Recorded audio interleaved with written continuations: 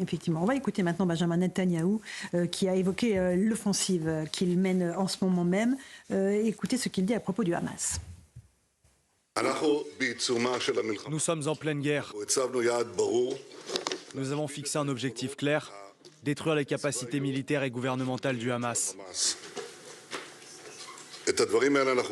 Nous procédons de manière systématique. Tout d'abord, la phase d'attente qui est terminée. La deuxième étape, le pilonnage aérien qui se poursuit en permanence. Et la troisième étape, l'armée israélienne a élargi son entrée terrestre dans la bande de Gaza en procédant par étapes mesurées et très puissantes, en réalisant des progrès systématiques pas à pas. Voilà pour Benjamin Netanyahou, général des portes. On voit qu'il y a une deuxième phase qui a été lancée. C'est une opération très, très lente de l'armée israélienne pour progresser dans Gaza. Bien sûr. Israël sait bien que le Hamas s'attendait à cette réaction et que le Hamas, depuis des années, prépare cette intervention. Et donc, Tsahal est obligé d'avancer extrêmement prudemment parce que tout est piégé. C'est une zone extrêmement dangereuse. Et prudemment également parce que, pour l'instant, Israël ne peut pas faire montre de toute la violence dont Tsahal est capable, puisqu'il y a l'affaire des otages. Donc ça ne peut être que extrêmement progressif.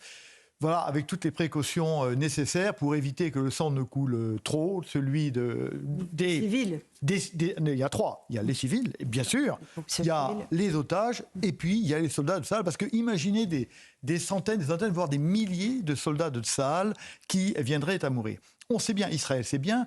Contrairement à ce qu'a dit Netanyahou, ce n'est pas une guerre de reconquête, ce n'est pas une guerre de libération. Le Hamas, il n'y a pas une menace vitale contre Israël. Et ce qui a été supporté en 47-48 ou en 67 ne serait plus supporté probablement aujourd'hui par la population israélienne. Donc il faut que le nombre de morts israéliens soit le plus faible possible.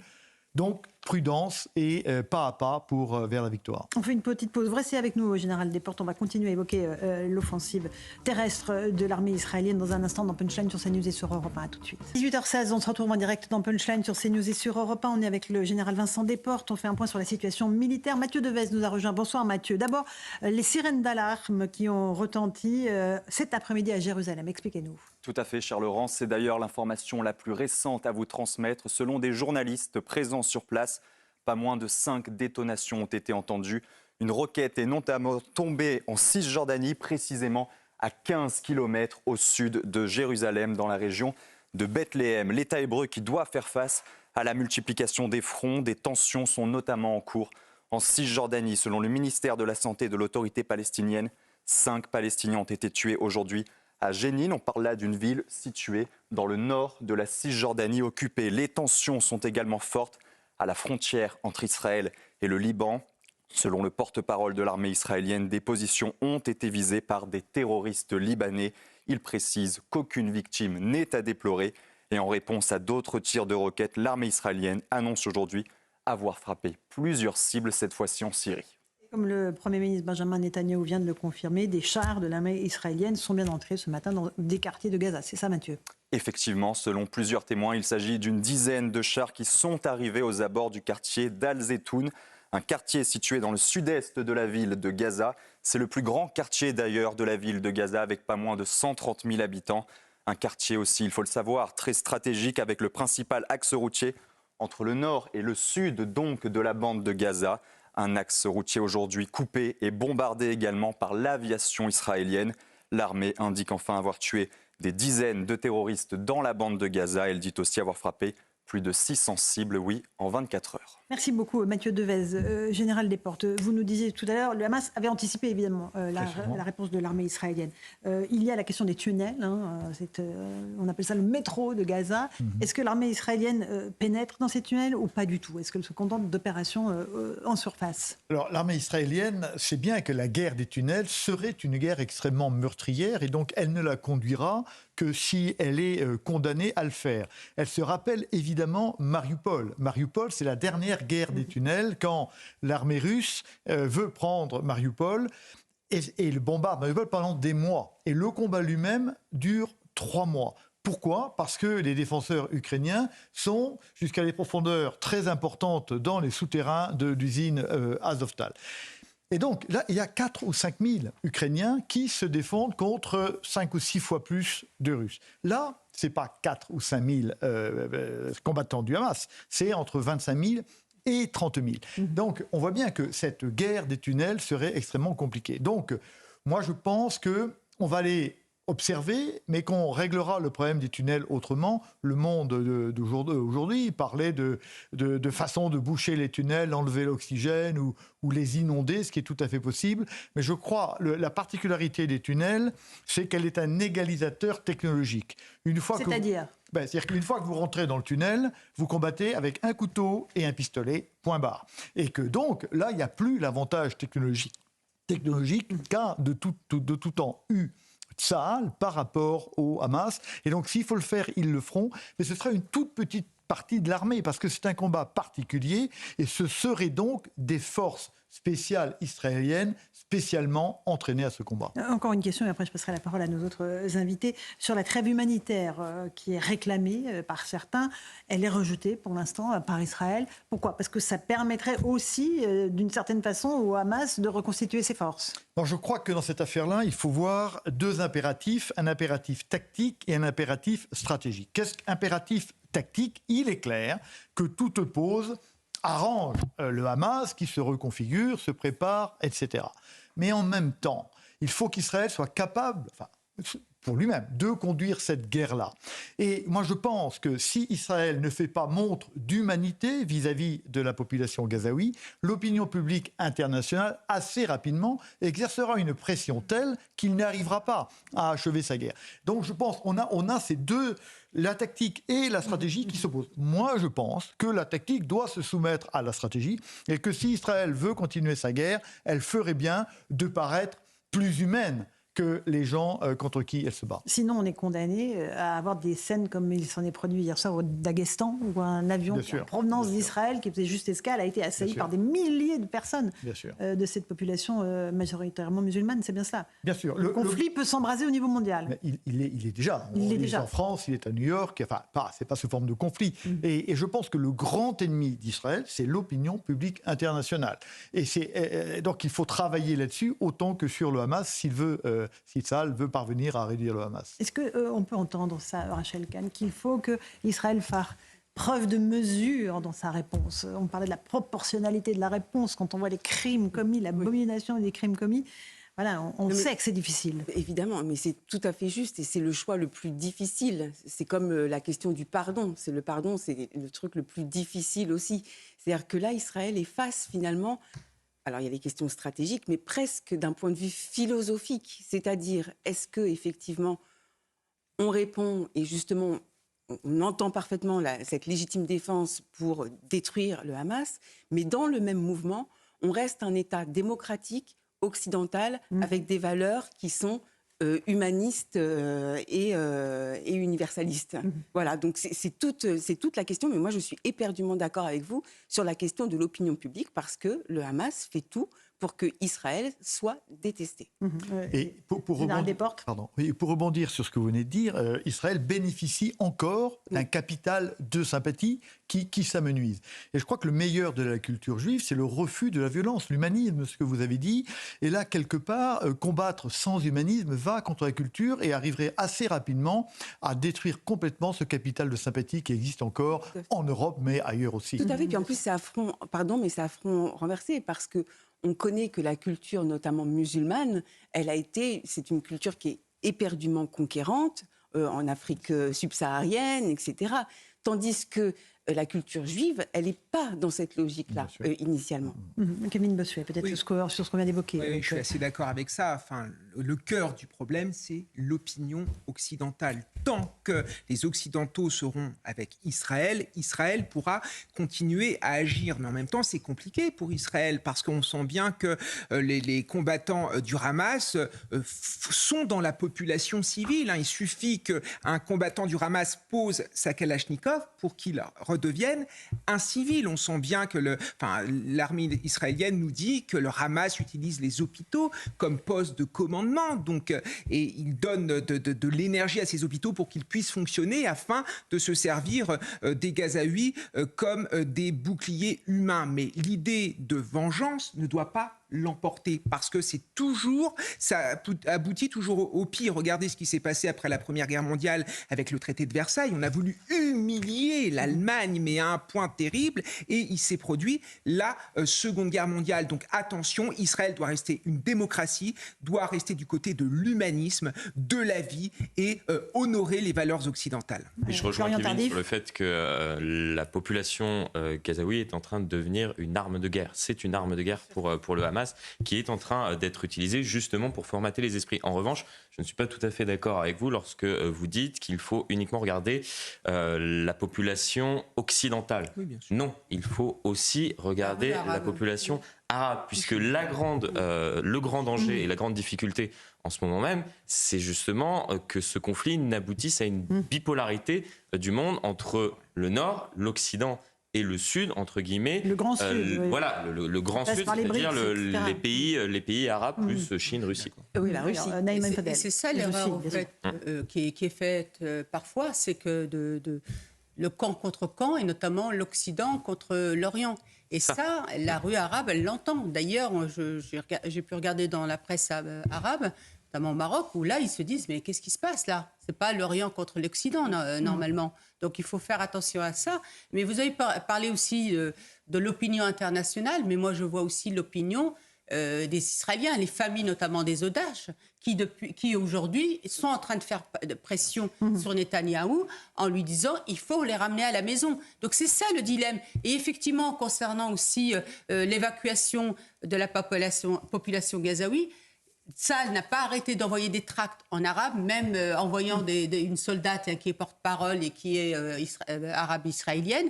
Et malgré tout, ils n'arrivent pas à évacuer. Pourquoi ? Parce que le Hamas les empêche justement pour qu'ils soient boucliers et pour qu'ils les... Bien sûr. Excusez-moi, j'ai l'impression même d'une offrande qu'ils font. C'est terrible ce que je suis en train de dire. Une offrande sacrificielle, quasiment. C'est ce que vous dites. Général Desportes, vous voulez rajouter quelque chose ? Je voulais rebondir sur cette affaire de la coupure qui s'accroît entre l'Occident et the West, ou bien le Sud global.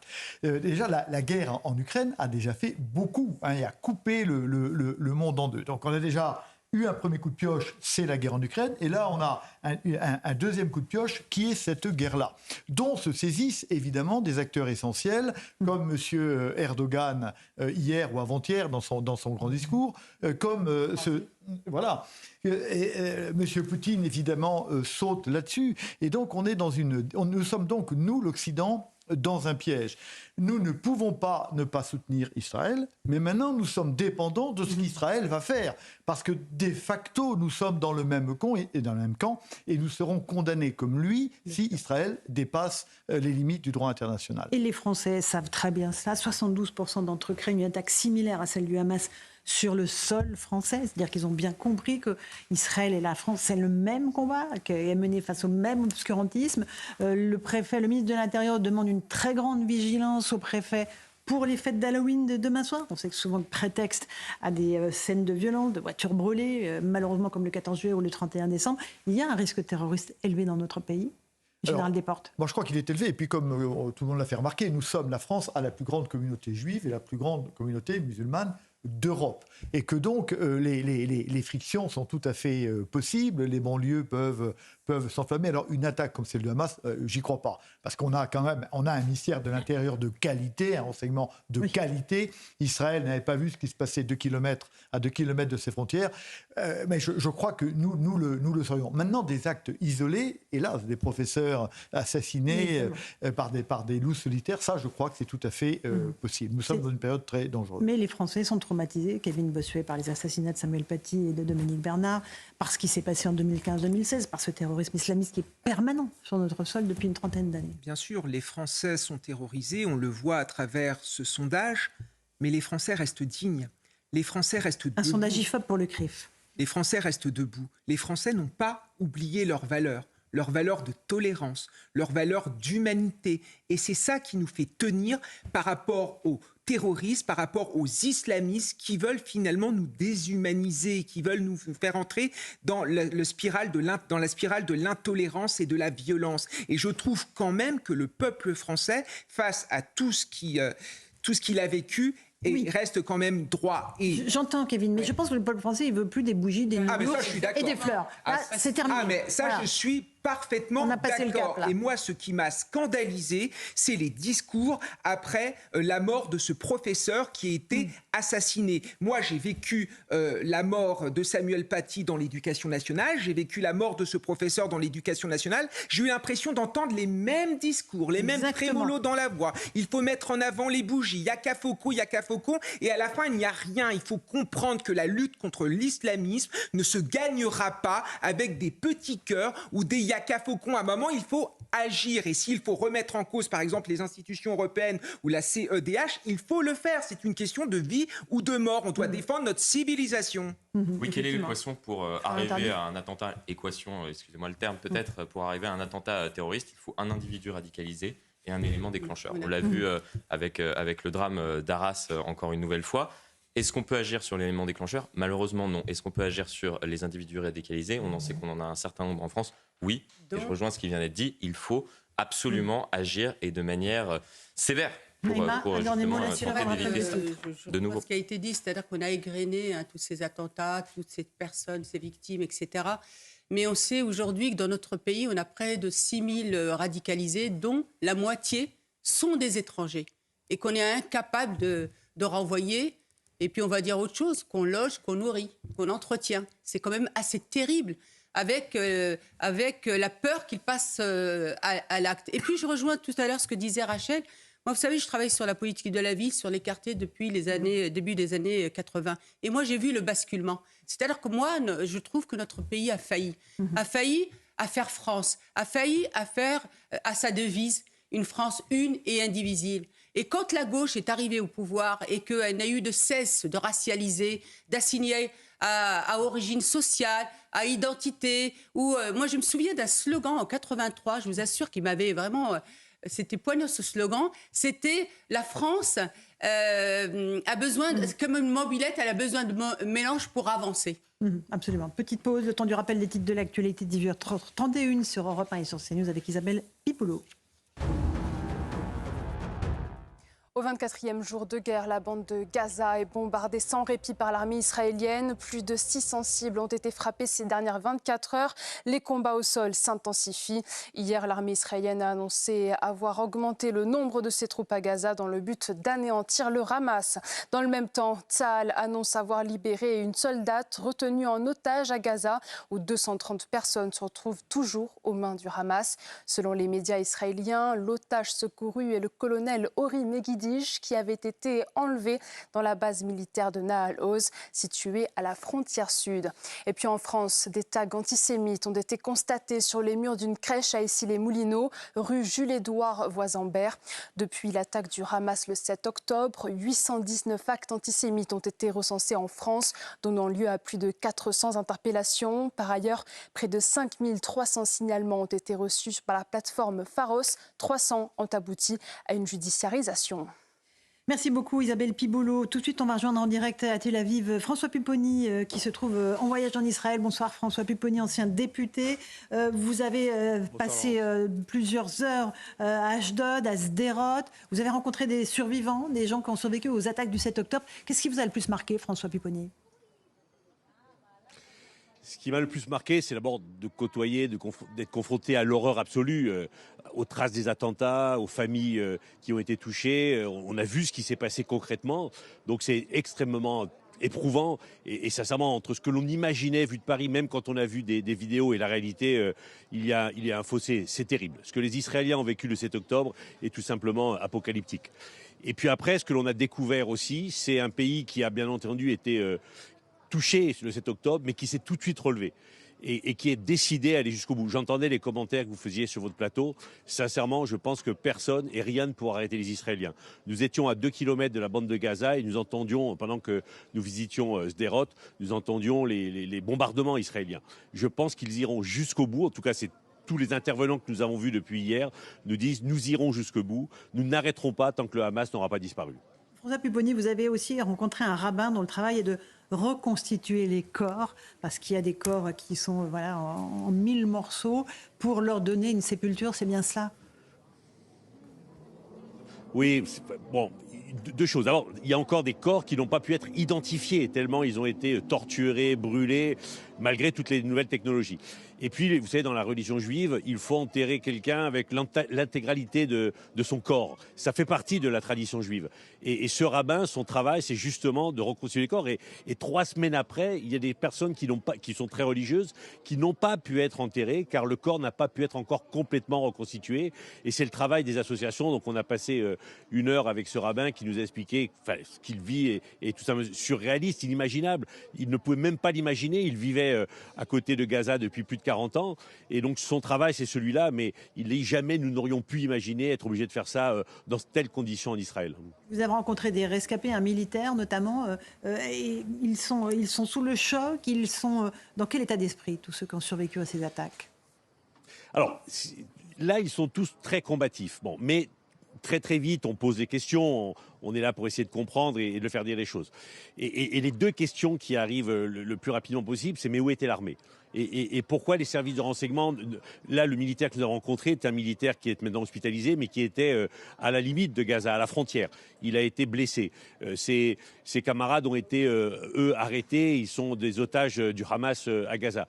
Et les questions, c'est où était l'armée vraiment? Parce que ce que nous avons découvert aussi, c'est que certains militaires qui étaient à la frontière, comme ils n'étaient pas des combattants, mais étaient là pour surveiller les écrans, les ordinateurs, n'étaient pas armés.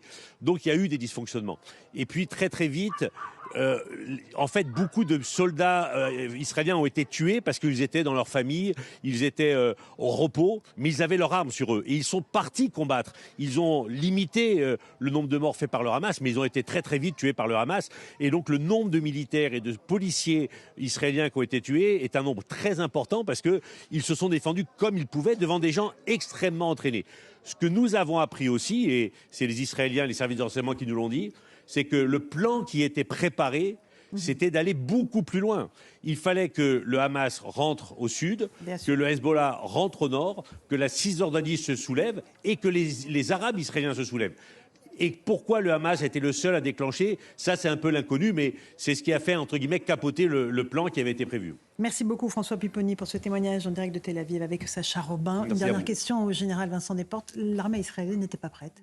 Alors, elle n'est pas prête. Non, mais surtout, il y a d'abord une erreur de renseignement majeure. D'où vient-elle? Comme en 1973, le mépris porté à l'autre a fait qu'on n'a jamais cru qu'il était capable de faire ceci. Et que donc l'impasse politique, le statu quo, finalement, était suffisant en raison de la dissuasion. Eh bien, c'était faux. Mépris. En stratégie, le mépris de l'adversaire est la pire des fautes.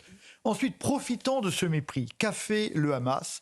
Le Hamas a d'abord endormi. Vous vous rappelez, les Palestiniens vont travailler, on dit on n'attaquera plus, il y a un dialogue, donc on endort. Et la deuxième chose, on berne. On berne, on fait croire que la stratégie est toujours de passer par les tunnels.